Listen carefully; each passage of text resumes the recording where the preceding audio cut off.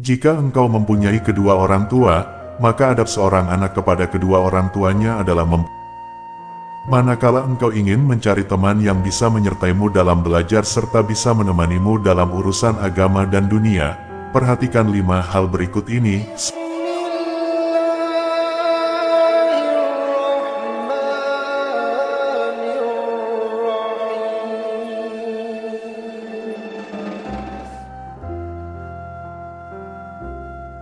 Jika engkau mempunyai kedua orang tua, maka adab seorang anak kepada kedua orang tuanya adalah memperhatikan ucapan mereka. Berdiri manakala mereka berdiri, mengerjakan perintah mereka, tidak berjalan di depan mereka, tidak meninggikan suara di atas suara mereka, menyambut panggilan mereka, mencari ridho mereka, merendahkan diri di hadapan mereka, tidak mengungkit-ungkit amal bakti yang telah dilakukan kepada mereka, tidak menatap mereka secara tajam, tidak bermuka masam kepada mereka, dan tidak pergi kecuali dengan izin mereka. Ketahuilah, setelah itu manusia terbagi atas 3 kelompok, sebagai teman, sebagai kenalan, atau sebagai orang awam atau orang bodoh. Jika engkau kebetulan bertemu dengan orang bodoh, maka hendaknya engkau tidak ikut serta dalam pembicaraan mereka. Mengabaikan ucapan-ucapan dusta mereka, tidak memperhatikan ucapan-ucapan buruk mereka, berusaha untuk tidak sering bertemu dan butuh pada mereka. Mengingatkan perbuatan mungkar mereka secara lemah lembut, serta memberikan nasihat manakala diharapkan bisa mereka terima. Bergaul dengan saudara atau teman. Bergaul dengan saudara atau teman, sedangkan terhadap saudara dan teman, ada 2 tugas yang harus kau perhatikan. Tugas pertama, terlebih dahulu engkau harus melihat kriteria orang yang bisa dijadikan sahabat atau teman. Jangan engkau bersahabat kecuali dengan orang yang benar-benar layak dijadikan saudara atau sahabat. Rasulullah bersabda, seseorang bergantung pada agama teman karibnya. Oleh karena itu, hendaknya kalian memperhatikan siapa yang harus dijadikan teman karib. Manakala engkau ingin mencari teman yang bisa menyertaimu dalam belajar serta bisa menemanimu dalam urusan agama dan dunia, perhatikan 5 hal berikut ini.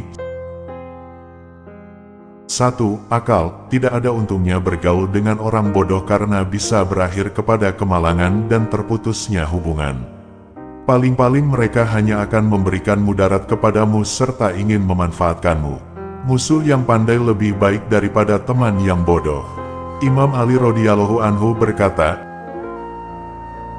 janganlah engkau bergaul dengan orang bodoh, hendaknya kau betul-betul menghindarinya. Betapa banyak orang bodoh yang menghancurkan si penyabar ketika ia menginginkannya.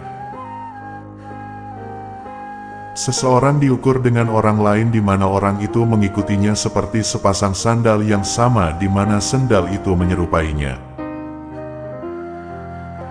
Sesuatu dan yang lain mempunyai ukuran dan kemiripan. Hati yang satu menjadi petunjuk bagi hati yang lain ketika berjumpa. 2. Akhlak yang baik. Jangan engkau bersahabat dengan orang yang buruk akhlaknya, yaitu orang yang tak bisa menahan diri ketika muncul amarah dan syahwat. Al-Qarna al-Ataridi rahimahullah, dalam wasiatnya kepada putranya manakala akan wafat, telah mengungkapkan hal itu. Wahai anakku, jika engkau ingin bergaul dengan manusia, bergaullah dengan orang yang jika kau layani dia menjagamu, jika kau temani dia membaguskanmu. Bersahabatlah dengan orang yang jika engkau ulurkan tanganmu untuk kebaikan ia juga mengulurkannya, jika melihat kebaikanmu ia mengingatnya, dan jika melihat keburukanmu ia meluruskannya. Bersahabatlah dengan orang yang jika engkau mengungkapkan sesuatu, ia membenarkan ucapanmu itu. Jika engkau mengusahakan sesuatu ia membantu dan menolongmu, serta jika kalian berselisih dalam sebuah persoalan ia mengalah padamu. Imam Ali mengungkapkan syair rojasnya, sesungguhnya saudaramu adalah yang ada bersamamu, yang membiarkan dirinya menderita demi kepentinganmu. Dan yang jika bingung dia menjelaskannya padamu, dia rusak integritas dirinya untuk mengumpulkan dirimu. 3. Baik dan saleh. Jangan engkau bersahabat dengan orang fasik yang selalu berbuat maksiat besar.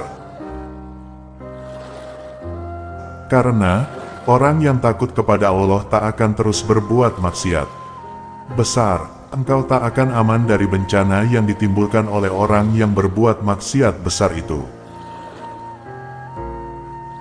Ia akan selalu berubah-ubah sikap sesuai dengan kondisi dan kepentingan. Allah Ta'ala berfirman, jangan engkau ikuti orang yang kami lalaikan hatinya dari berzikir kepada kami dan mengikuti hawa nafsunya. Orang itu telah betul-betul melampaui batas. Surat Al-Kahfi ayat 28. Hindarilah bergaul dengan orang fasik, sebab selalu menyaksikan kefasikan dan maksiat akan membuatmu toleran dan meremehkan maksiat. Karena itu, hatimu akan memandang remeh masalah gibah. Seandainya mereka melihat cincin emas atau pakaian sutera yang dipergunakan seorang faqih, mereka akan sangat mengingkarinya. Padahal, gibah lebih hebat daripada itu. 4. Tidak tamak terhadap dunia. Bergaul dengan orang yang tamak terhadap dunia merupakan racun yang membunuh. Sebab, kecenderungan untuk meniru sudah menjadi hukum alam. Sebuah tabiat bisa mencuri tabiat lainnya tanpa disadari.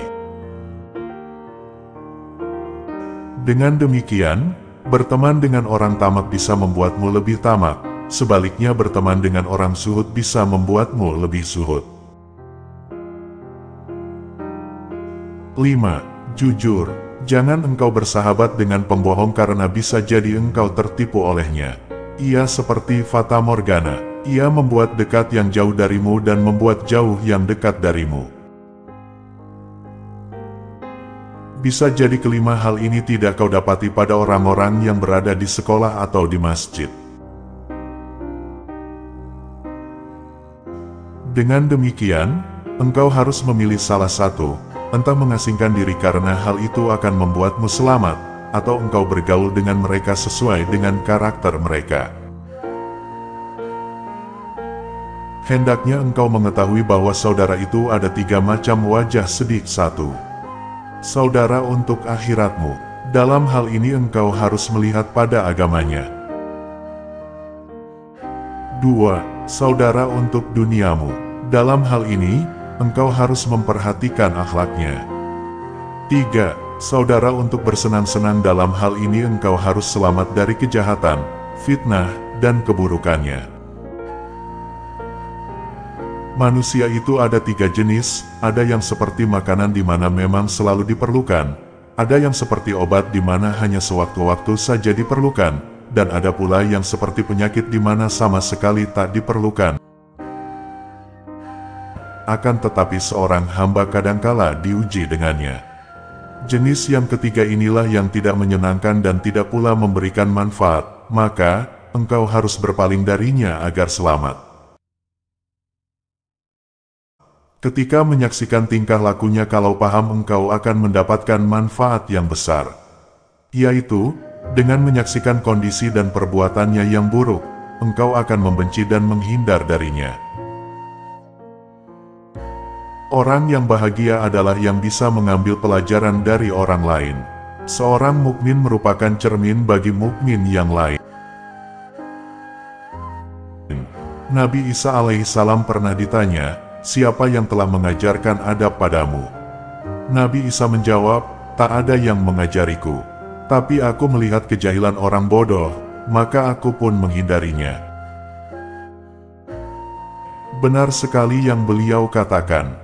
Seandainya manusia meninggalkan apa yang mereka benci dari orang lain, adab mereka akan menjadi sempurna dan tak perlu lagi kepada para muadib, yaitu orang yang mengajarkan adab atau etika. Tugas kedua, memperhatikan hak-hak persahabatan. Manakala telah terjalin persekutuan, telah terbina hubungan antara engkau dengan temanmu itu, maka engkau harus memperhatikan hak-hak dan adab-adab persahabatan. Nabi Shallallahu Alaihi bersabda, perumpamaan dua orang saudara adalah seperti dua tangan, yang satu membersihkan yang lain. Nabi Shallallahu Alaihi pernah masuk ke dalam semak belukar lalu memetik dua ranting siwak, yang satu bengkok dan yang satu lagi lurus. Waktu itu beliau bersama para sahabatnya. Lalu beliau memberikan yang lurus sedangkan yang bengkok beliau simpan untuk dirinya sendiri. Lantas mereka bertanya, "Wahai Rasulullah, engkau yang lebih berhak atas ranting yang lurus ini daripadaku?" Nabi menjawab, "Tidaklah seseorang menyertai temannya walaupun sesaat di waktu siang, melainkan ia ditanya, apakah ia telah menunaikan hak Allah dalam persahabatannya itu atau justru ia melalaikannya." Nabi juga berkata, "Tidaklah dua orang bersahabat, melainkan yang paling dicintai Allah adalah yang paling mengasihi temannya." Adab dalam bergaul atau bersahabat adalah mengutamakan teman dalam hal harta. Jika tidak, maka dengan mengeluarkan kelebihan harta ketika dibutuhkan, atau membantu dengan jiwa saat diperlukan secara langsung tanpa diminta,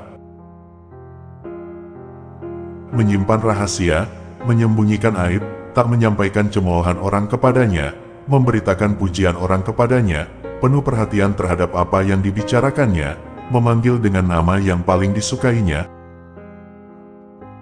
memuji kebaikannya, berterima kasih atas bantuannya, membela kehormatannya di saat ia tidak ada sebagaimana ia membela kehormatannya sendiri, menasihatinya dengan lemah lembut dan jelas jika memang diperlukan, memaafkan ketika ia salah dan tidak malah mencaci, mendoakannya di saat berkholwat dengan Allah, baik ketika masih hidup maupun ketika sudah meninggal, tetap setia kepada keluarga dan kerabatnya manakala ia sudah meninggal dunia, ikut meringankannya dan bukan justru memberatkan hajatnya, menghibur hatinya dari segala kerisauan, menampakkan kebahagiaan atas kemudahan yang ia dapatkan, bersedih atas hal buruk yang menimpanya, menyembunyikan di dalam hati apa yang ia sembunyikan sehingga ia benar-benar setia secara lahir maupun batin, mendahuluinya dalam mengucapkan salam ketika bertemu, melapangkan majelis untuknya, membantunya ketika berdiri, serta diam ketika ia berbicara sampai selesai dengan tidak menyela atau memotongnya. Ringkasnya, hendaknya ia memperlakukan temannya itu sebagaimana ia senang kalau diperlakukan demikian. Siapa yang tak mencintai saudaranya sebagaimana ia mencintai dirinya sendiri, berarti ia telah dihiasi nifak, sifat munafik. Ini merupakan bencana baginya di dunia dan di akhirat. Itulah adab-adab yang harus kau perhatikan berkenaan dengan hak orang awam yang bodoh dan hak para sahabat.